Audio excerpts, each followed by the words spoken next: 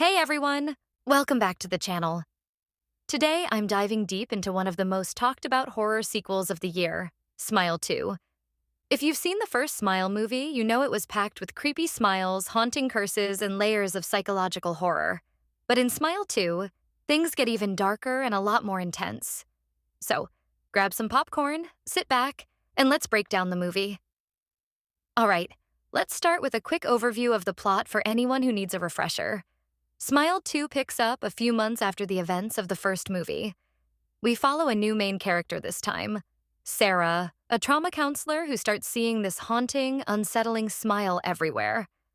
Just like in the first movie, this curse seems to be passed from person to person, usually leaving a trail of victims who die in disturbing and unusual ways. But this time, the story takes a slightly different turn. Sarah is more prepared and tries to fight back against the curse. She starts to uncover the dark history behind this evil force and learns that it has roots stretching back centuries, tied to various cultures and ancient myths. One of the things I found really interesting in Smile 2 is how the movie explores themes of generational trauma and how fear itself can be a powerful, almost infectious force. Sarah, our protagonist, is dealing with her own personal trauma. And throughout the movie, we get glimpses into her past and how that might be influencing her connection to the curse. Unlike the first movie, where we saw the curse simply being passed on, Smile 2 delves into why certain people are more vulnerable to it. Sarah's own fears and past make her an ideal target, and the movie uses this to create a deeper emotional layer that I think makes it even scarier. It's as if the curse feeds not just on fear, but on unresolved trauma. Now, let's talk about some of the key scenes in the movie. One of the scariest parts for me was when Sarah starts to see the smile on her own reflection. There's a moment where she's looking in a mirror, and you can see this eerie smile slowly spreading across her face, even though her expression doesn't change.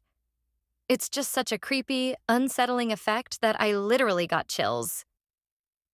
Another pivotal scene is when Sarah confronts the curse itself. By now, she's learned more about its origins and even tries some rituals to break free.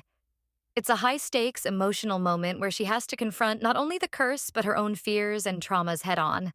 And let me tell you, the tension in this scene was so well done. I was on the edge of my seat.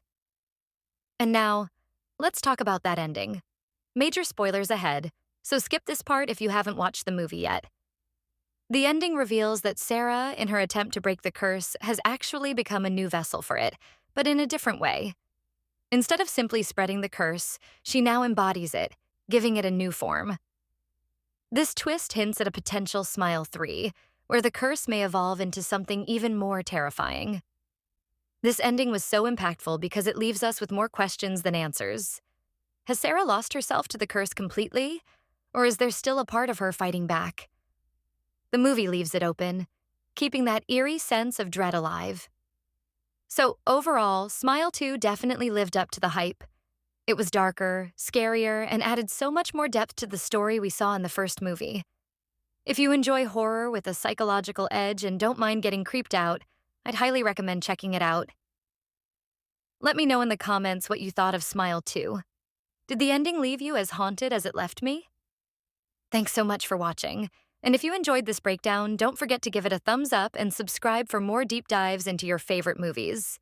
Until next time, keep smiling, or maybe don't.